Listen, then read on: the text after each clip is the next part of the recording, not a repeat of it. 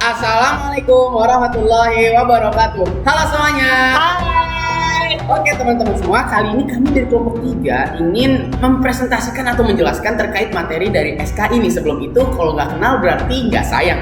Nah, pertama-tama kita akan mengenalkan anggota dulu. Pertama nih, ada aku Bisri Mustafa Rahman. Kemudian ada Aku Zafran Abdullah Nugraha. kemudian Aku Tulus Tulipah Husna. Oke, kami dari kelompok 3 akan menjelaskan terkait materi SKI. Kalian pasti udah gak sabar banget mau melihat materi yang akan kita jelaskan kan? Oke, langsung aja kita ke materinya. Let's go! Nah, jadi sejarah awal mula berdirinya Bani Umayyah di Andalusia ini berawal dari konflik internal yang ada di Bani Umayyah di Damaskus. Nah, konflik internal ini menyebabkan mereka jadi semakin melemah dan rentan terhadap serangan dari luar. Dan akhirnya sekali ada serangan dari luar, mereka pun jadi roboh ataupun hancur. Nah, di samping itu salah satu ada putra mahkota mereka yang bernama Abdurrahman Ibnu Muawiyah yang nantinya akan diberi nama Abdurrahman Ad-Dakhil. Dia melarikan diri jauh sekali ke Mesir dan Spanyol. Nah, di Spanyol dia melihatlah di Spanyol itu ternyata politiknya juga sedang tidak begitu baik. Di situ warga-warga kurang suka terhadap pemerintah mereka yang merupakan utusan dari Bani Abbasiyah. Maka dari itu dia mengumpulkan orang-orang untuk membuat satu sekutu baru yang akhirnya dia akan melawan Bani Abbasiyah di Spanyol itu. Jadi ada dua tokoh pemimpin di Bani Umayyah di Andalusia yang suka banget belajar. Yang pertama itu Abdurrahman Ad-Dakhil sendiri sama yang kedua An-Nasir. Nah, si Abdurrahman itu karena dia suka banget belajar, akhirnya dia ngusulin mau bikin perpustakaan di Cordoba. Nah, perpustakaan di Cordoba ini dia tuh kira-kira memuat sampai 400.000 buku. Andalusia atau Spanyol itu kalau secara geografis dia terletak di Eropa Barat Daya kan. Nah, karena dia terletak di Eropa Barat Daya, otomatis banyak cendekiawan dari latar belakang yang berbeda, khususnya dalam konteks agama, yang ikut belajar di Andalusia. Nah, akhirnya jadi mereka bisa saling bertukar pandang. Nah, terus setelah itu di sana juga Muntah Umayyah itu dia pintar, dia mau menerima ilmu-ilmu asing. Jadi dia menerjemahkan buku-buku asing ke bahasa Arab sehingga nanti bisa dipelajari oleh orang-orang muslim di sana. Nah, setelah faktor-faktor di atas, akhirnya muncullah banyak cendekiawan muslim di Andalusia. Terus akhirnya setelah masa kejayaan intelektual sudah mencapai puncaknya, akhirnya muncullah masa keruntuhannya.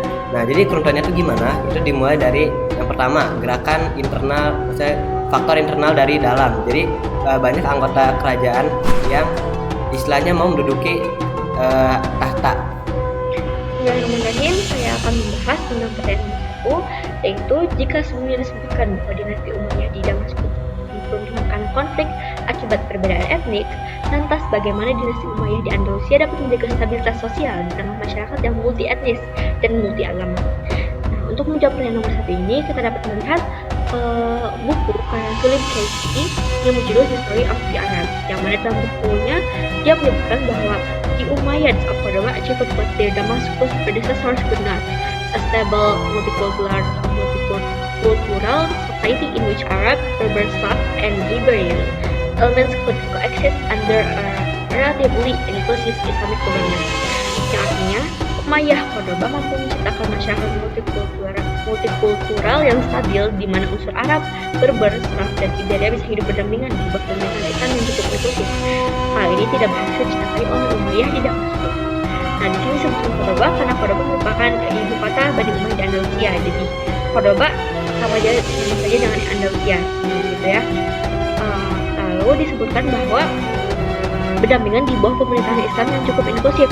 Maksud inklusif di sini adalah pemerintahan Bani Umayyah di Andalusia waktu itu tidak mengakomodasi satu kelompok tertentu saja, melainkan dia memberikan ruang bagi semua kelompok yang ada.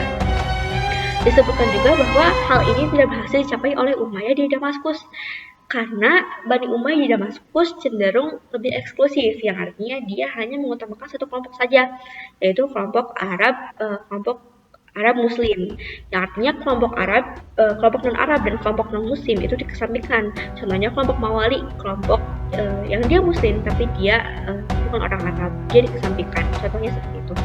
Lalu ada pun buku yang kedua, yaitu buku karya Thomas yang judulnya Islamic and Christian Spain in the Early Middle Ages. Yang dalam buku tersebut Thomas menyebutkan the success of Muslim Spain lay in its ability to incorporate non-Muslim populations into the economic and social fabric, fostering an interdependent society with relatively few major internal disruptions. yang artinya keberhasilan Muslim Spanyol terletak pada kemampuannya mengintegrasikan penduduk non-Muslim ke dalam struktur ekonomi dan sosial, sehingga tercipta masyarakat yang saling bergantung dengan gangguan internal yang relatif kecil. Nah, di sini disebutkan juga Spanyol karena pada masa kini saja Al-Andalus merupakan salah satu wilayah dalam lingkup Spanyol. Jadi kalau kita membahas tentang Andalusia, kita kerap kali mendengar kata Spanyol. Disebutkan bahwa non-Muslim saja termasuk ke dalam struktur ekonomi dan sosial, yang artinya semua pihak dalam Bani Umayyah di Andalusia itu ikut berkontribusi dalam kegiatan penting masyarakat. Jadi Andalusia bukan hanya tentang toleransi, tapi juga tentang kolaborasi semua pihak yang ada. Disebutkan juga sehingga tercipta masyarakat yang sangat bergantung dengan gangguan internal yang relatif kecil. Jadi dengan adanya keterkaitan antara masyarakat, antar pihak, mereka saling butuhkan, jadi gangguan internal pun relatif lebih kecil, cenderung tidak mudah adanya gangguan internal begitu. Lalu lanjut lagi dengan buku yang ketiga, yaitu karya Maria Rosa yang berjudul Ornament of the World. Di situ dia menyebutkan, in medieval Spain, Muslims, Christians, and Jews lived side by side, sharing not only physical space but also knowledge, poetry, and science in a society of remarkable tolerance and creativity. Yang artinya, di Spanyol, abad pertengahan, umat Muslim, Kristen, dan Yahudi hidup berdampingan, tidak hanya berbagi ruang fisik, tetapi juga ilmu pengetahuan, puisi, dan sains, dan masyarakat yang penuh toleransi dan kreativitas. Di buku yang sebelumnya disebutkan bahwa semua pihak dia berkontribusi dalam struktur ekonomi dan sosial. Di sini disebutkan lagi bahwa tidak hanya di ruang fisik, tapi juga ilmu pengetahuan, puisi, dan sains. Yang artinya benar adanya bahwa pemerintahan Bani Umayyah di Andalusia memberikan ruang bagi seluruh kelompok. Buktinya saja, bahkan mereka benar-benar berkontribusi dalam ilmu pengetahuan maupun seni. Yang artinya dalam ketiga buku tadi kita dapat mengambil kesimpulan, dinasti Umayyah di Andalusia itu berhasil menciptakan harmoni sosial karena mengedepankan inklusivitas, toleransi, dan kolaborasi antara budaya dan agama. Dibandingkan dengan Bani Umayyah di Damaskus yang dia cenderung lebih eksklusif dan mengutamakan suatu kelompok saja, yang akhirnya itu bahkan menjadi penyebab keruntuhan mereka. Andalusia yang mengedepankan inklusivitas ini, dia akhirnya bahkan menjadi lebih adaptif terhadap keberagaman. Dia bahkan menjadikan keberagaman itu sebagai kekuatannya. Konfliknya itu gimana? Konfliknya itu disebabkan ada beberapa faktor. Nah, faktor pertama itu karena ada perebutan kekuasaan dari dalam kerajaan itu sendiri. Jadi dari keluarga Umayyah sendiri udah terjadi kayak mereka tuh saling berebut kekuasaan untuk naik ke kursi khalifah. Terus yang kedua, ada juga terjadi kecemburuan sosial. Nah, maksud kecemburuan sosial itu gimana? Jadi gini, khalifah saat itu dia tuh membuat sebuah kebijakan pajak yang dimana orang dari non Arab itu lebih dirugikan. Kita beri contoh lewat angka aja deh, gini. Jadi kalau orang dari luar non Arab itu dapat pajak dari pemerintah 20.000. Nah, tapi kalau buat orang Arab sendiri cuma 20.000. Nah, karena hal ini kalau kita sendiri nggak adil kan. Nah, karena nggak adil akhirnya jadinya mereka tuh pada istilahnya kesel atau cemburu lah, terjadi kecemburuan sosial. Nah, karena itu karena di sana juga kondisi politik di Umayyah I itu udah kacau, jadinya numpuk dan akhirnya meledak di satu kejadian. Jadi ada namanya itu Abu Muslim. Abu Muslim tuh kayak dia tuh salah satu kelompok Khawarij. Nah, dia tuh kudeta. Jadi menyatakan perang terbuka ke Daulah Umayyah saat itu, ke khalifah. Akhirnya dia berhasil, dia juga udah dapat dukungan banyak kan dari orang-orang yang cemburu sosial tadi, nyerang ke keluarganya langsung. Terus keluarga Umayyah itu pada dibunuhin. Sampai akhirnya tuh ada satu sisa putra mahkota, namanya itu Abdurrahman Ad-Dakhil. Nah, si Abdurrahman bin Muawiyah. Nah, Abdurrahman bin Muawiyah dia berhasil kabur. Dia mulai dari Mesir dulu. Pokoknya dia tuh waktu itu tuh kan runtuhnya di tahun 750 Masehi. Nah, dia tuh pelarian tuh sampai 5 tahun. Jadi saat dia lari ke Mesir, terus ke Afrika Utara, terus akhirnya di tahun 755 yang dimana 5 tahun setelahnya dia baru sampai di Andalusia.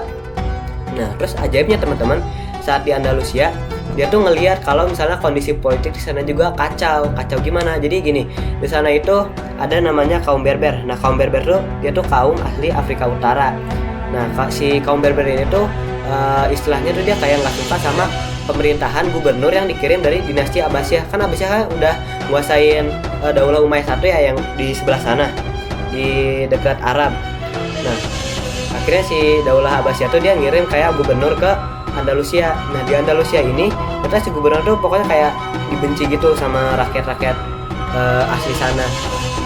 Nah, akhirnya dia si Abdurrahman ini dia ngelihat ini tuh sebuah peluang supaya dia bisa naik tahta gitu, supaya dia bisa ngambil alih kekuasaan lah. Nah, akhirnya dia ngumpulin orang, ngumpulin suara segala macam. Nah, sampai akhirnya tiba saatnya buat ngegulingin pemerintahan Nasr. Dia perang, sering. Perang, akhirnya si gubernurnya kalah. Abdurrahman Dakhil juga akhirnya ngebicarain Islam mendeklarasikan dirinya sebagai raja. Dia waktu itu nggak mau dipanggil khalifah karena nanti dijelasin bakal sama teman aku selanjutnya. Nah, oke, kita back to topic. Kita mau ngebahas tentang bagaimana perkembangan ilmu pengetahuan di Andalusia pada masa pemerintahan Daulah Umayyah II. Nah, kita bakal mulai dari sini. Kita akan mulai dengan quotes dari Abdurrahman Dakhil sendiri. Di antara banyaknya karunia yang dianugerahkan kepada kami oleh Yang Maha Kuasa adalah memungkinkan kami untuk mengumpulkan sanak saudara kami di negeri ini dan memberi mereka bagian dalam kekuasaan ini. Kita lanjut ke faktor-faktor yang mendukung atau faktor-faktor yang mendukung keilmuan di Andalusia. Oke, kita lihat sini. Aku udah ngebagi faktor-faktornya menjadi 6 gambar yang semoga dengan gambar ini kita bisa mengingat poin-poinnya dengan lebih mudah. Kita lihat yang pertama, kondisi politik dan ekonomi yang stabil. Maksudnya gimana? Jadi setelah Abdurrahman Dakhil itu menguasai bagian Andalusia, kondisi politik dan ekonomi sana tuh jadi lebih makmur. Jadi rakyat sana tuh udah nggak perlu musingin buat mereka mau makan besok gimana, mau minum gimana, karena ya kedua aspek itu udah aman gitu. Jadi akhirnya mereka bisa fokus dalam berilmu, belajar sampai akhirnya jadi nantinya suatu daulah yang sukses. Terus yang kedua ada perpustakaan Islam di Cordoba. Nah, jadi teman-teman di sana kan lumayan lama ya dinastinya, Dinasti Umayyah II ini. Nah, ada khalifah mereka yang sangat suka menuntut ilmu. Salah satunya tadi si Abdurrahman bin Muawiyah sendiri, sama namanya tuh satu lagi ada satu khalifah, cuman saya lupa. Nah, terus kedua sini ada dia tuh karena mereka sangat suka menuntut ilmu, akhirnya si khalifah itu ngebuat perpustakaan Islam, buat perpustakaan Islam. Nah, sini tuh perpustakaannya itu dia memuat kira-kira sampai 400.000 buku. Jadi banyak banget teman-teman. Nah, terus yang ketiga ada mereka tuh salah satu program yang dibuat oleh khalifah zaman itu, mereka membuat madrasah pada masa Bani Umayyah. Nah, ini salah satu sebuah ilustrasi dari gambaran madrasah pada masa Bani Umayyah di Andalusia. Nah, karena mungkin ya orang-orang sana tuh haus banget sama ilmu karena contoh dari pemimpinnya juga ya, khalifahnya. Jadi mereka sangat suka menuntut ilmu. Terus yang keempat, letak geografis Andalusia yang strategis di Eropa Barat Daya. Maksudnya gimana? Karena kan ini kalau kita lihat ya, Andalusia itu kalau namanya sekarang dia tuh Spanyol. Nah, kalau kita perhatiin dari segi geografisnya, Spanyol itu dekat banget sama negara-negara Eropa lainnya. Yang dimana di sini tuh ngebangun sebuah kayak istilahnya privilege kalau di bahasa kita sekarang. Privilege gimana? Jadi kan gini, karena di sana tuh mereka yakin kalau misalnya agama dan akal itu harus sejalan, jadi mereka tuh nerima buku-buku asing walaupun pembuat itu dari orang Kristen, tapi mereka yakin dengan buku itu mereka bisa lebih pintar, bisa memajukan akal mereka. Nah, jadinya banyak pemuda-pemuda atau kaum cendekiawan dari negeri-negeri sini kayak orang-orang Yahudi, orang-orang Kristen, pokoknya orang-orang Yahudi dan Kristen pintar ini akhirnya bisa kayak istilahnya belajar bersama orang-orang Muslim yang di Andalusia. Terus akhirnya memajukan pemikiran mereka dengan pesat. Nah, terus yang kelima ada penerjemahan karya-karya sastra dari bahasa asing ke bahasa Arab. Nah, ini juga sama ya teman-teman. Maksudnya gimana? Jadi orang-orang di zaman itu tuh kan karena sangat suka menuntut ilmu, jadi mereka tuh pengen nyari tahu juga ilmu-ilmu di luar sana. Nah, salah satu yang diterjemahin tuh ada karya-karya astronomi, karya-karya matematika, terus fisika dan semacamnya lah. Terus yang keenam, munculnya tokoh-tokoh besar. Nah, muncul tokoh-tokoh besar ini salah satu bentuk Salah satu bentuk di mana Bani Umayyah dan Andalusia itu berhasil. Jadi memunculkan banyak orang-orang cendekiawan dari Muslim. Ya, nah, mungkin segitu aja teman-teman dari video ini. Semoga semua yang tadi itu bisa kita ingat kembali. Jadi Bani Umayyah ini, dan saya akan tutup presentasi ini dengan membaca quotes lagi ya. Bani Umayyah II tidak menunggu waktu yang ideal. Mereka menciptakannya walau di tengah keterpurukan. Mereka memilih untuk bangkit dan bangun Andalusia menjadi pusat ilmu dan budaya. Kita pun hari ini Oke, halo teman-teman. Kali ini aku Bisri Mustafa Rahman bakal ngejelasin kalian terkait pertanyaan nomor 3 dan juga nomor 5 beserta jawabannya nih dari materi SKI aku. Nah, sekarang aku bacain pertanyaannya dulu ya. Pertama, nomor 3 itu adalah belajar dari fakta sejarah yang sedang dipelajari sebagai generasi masa depan. Langkah-langkah konkret apa yang dapat diambil, yang bisa kita lakukan sebagai generasi muda yang bisa kita jalankan untuk menjadi diri kita lebih baik serta menyiapkan Indonesia lebih baik. Nah, dari sini aku udah punya jawabannya nih teman-teman. Jawaban dari pertanyaan tadi. Jawabannya adalah sebagai generasi masa depan yang pasti kita dapat mengambil pelajaran dari sejarah untuk membentuk pribadi yang lebih baik dan mempersiapkan Indonesia yang lebih maju. Contohnya kayak yang udah-udah kita harus benahi sebagai contoh pelajaran gitu. Jadi misalkan yang dulu pernah ada ini kita harus perbaiki, nggak boleh sampai itu lagi, nggak boleh seperti itu lagi, apalagi lebih kurang daripada itu, lebih bawah daripada itu nggak boleh. Jadi kita sebagai generasi muda harus memodifikasi guys, kita belajar dari sejarah yang dulu untuk memperbaiki di masa depan. Kemudian menghargai dan memahami sejarah bisa menjadi salah satu langkah mencapai tujuan tersebut. Dengan mempelajari kisah perjuangan dan pencapaian bangsa, kita dapat menghargai upaya para pendahulu dan menjadikannya inspirasi untuk berkontribusi positif. Belajar dari kesalahan masa lalu juga bisa menjadi langkah terbaik. Nah, intinya kita bisa belajar dari masa lalu untuk mencapai masa depan yang lebih baik. Nah, oke, jadi untuk pertanyaan nomor 4, di sini saya akan membahas mengenai mengapa sistem pendidikan yang berkembang pesat selama masa Bani Umayyah di Andalusia tidak mampu mencegah kerusakan politiknya. Nah, untuk menjawab pertanyaan ini, saya akan membahasnya di slide-slide selanjutnya. Nah, tapi teman-teman, sebelum kita membahas pokok inti dari pertanyaan ini, mari kita membahas mengenai satu quotes dari salah satu filsuf di masa Bani Umayyah di Andalusia. Namanya itu adalah Ibnu Rushd. Nah, Ibnu Rushd bilang bahwa truth doesn't contradict the truth. Maksudnya gimana? Ini kalau kita translate ke bahasa Indonesia, dia memiliki arti bahwa kebenaran tidak akan bertentangan dengan kebenaran.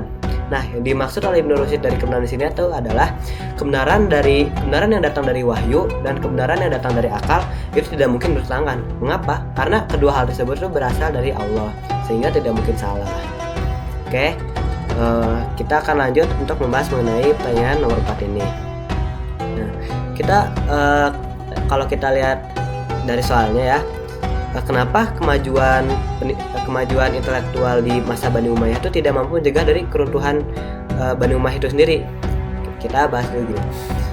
Kita tahu kalau misalnya Bani Umayyah kala itu sudah mencapai level di mana orang-orangnya itu orang-orang intelektual sekali ya, tingkat literasinya bagus, mereka sangat suka belajar dan segala macam, sehingga menghasilkan banyak orang-orang cendekiawan Muslim.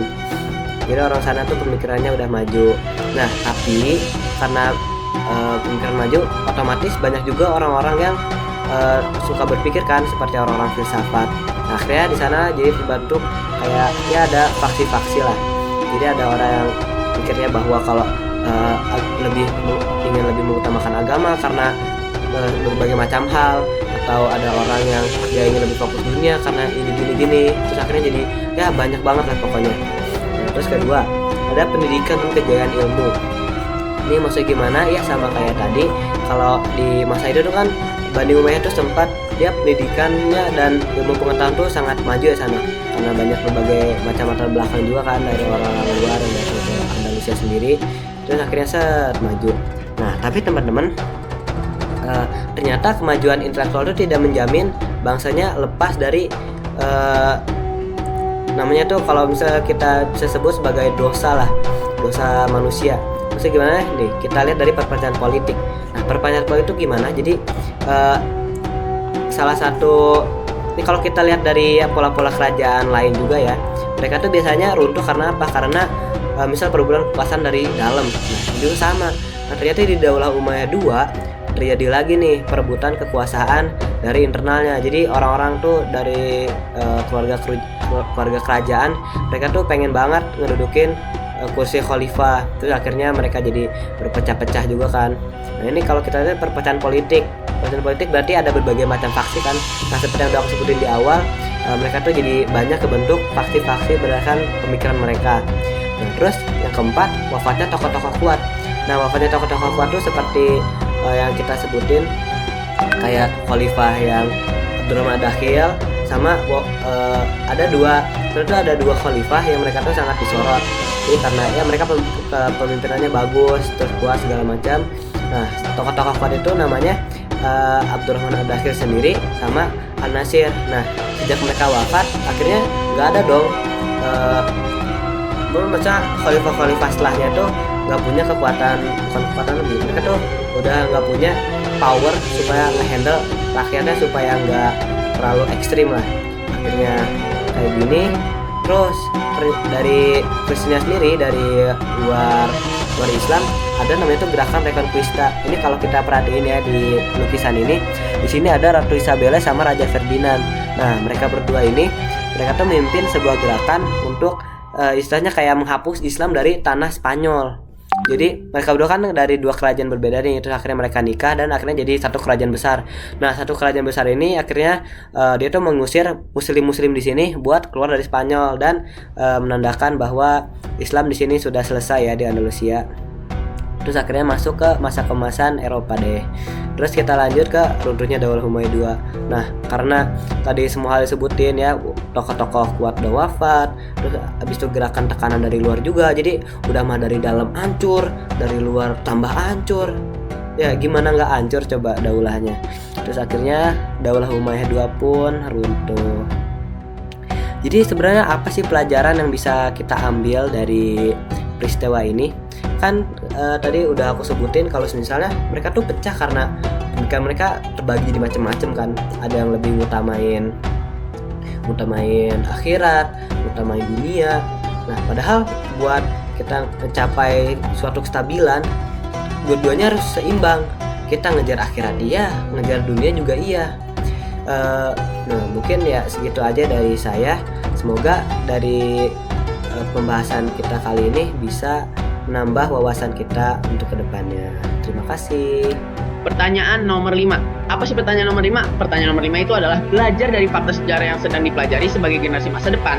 Mengapa kita harus menyiapkan diri kita menjadi lebih baik serta menyiapkan Indonesia lebih baik? Nah, kan tadi sudah ditanyain solusinya bagaimana, apa yang harus kita lakukan. Nah, sekarang mengapa alasan dari hal tersebut nih? Nah, kita akan jawab pertanyaan nomor 5 itu. Jadi, sebagai generasi masa depan, penting bagi kita untuk mempersiapkan diri sebagai lebih baik dan juga turut serta dalam membangun Indonesia yang lebih baik. Belajar dari fakta sejarah memberikan pemahaman mendalam tentang identitas bangsa, nilai-nilai luhur, dan juga serta pelajaran dari keberhasilan dan juga kegagalan masa lalu. Hal ini membentuk karakter, memperkuat nasionalisme, dan mendorong partisipasi aktif dalam kehidupan berbangsa dan bernegara. Dengan memahami sejarah, kita dapat menghindari pengulangan kesalahan dan dapat memodifikasi dari kesalahan tersebut. Jadi, seperti yang tadi udah aku ucapkan, inti dari dua pertanyaan ini yang pasti adalah mempelajari sejarah bisa untuk mempersiapkan masa depan yang lebih baik. Contohnya mempersiapkan masa depan diri kita sendiri dan juga maupun masa depan bangsa. Intinya, kalian belajar sejarah, kalian bisa memperbaiki masa depan. Lanjut ke slide selanjutnya. Lalu kita masuk ke pertanyaan terakhir, yaitu pertanyaan nomor 6. Yaitu, apa alasan Abdurrahman Ad-Dakhil menolak menyebut dirinya sebagai khalifah saat mendirikan pemerintahan di Andalusia? Untuk menjawab pertanyaan nomor 6, kita dapat melihat skripsi yang ditulis oleh Samyuddin. Ya benar sekali bahwa Abdurrahman Ad-Dakhil di masa awal pemerintahan berdirinya Andalusia, dia berkata bahwa dia menolak dipanggil Amir Mukminin maupun Khalifah. Dia berkata bahwa lebih baik dia dipanggil Amir saja. Ini juga berlaku pada orang-orang yang menggantikannya selanjutnya, penguasa-penguasa berikutnya. Kenapa? Karena Abdurrahman Ad-Dakhil ini menolak untuk tunduk pada pemerintahan Abbasiyah karena pasukan Abbasiyah telah membunuh sebagian besar keluarganya. Jadi dia menyatakan secara langsung bahwa dia tuh bebas dari kekuasaan Abbasiyah di Baghdad.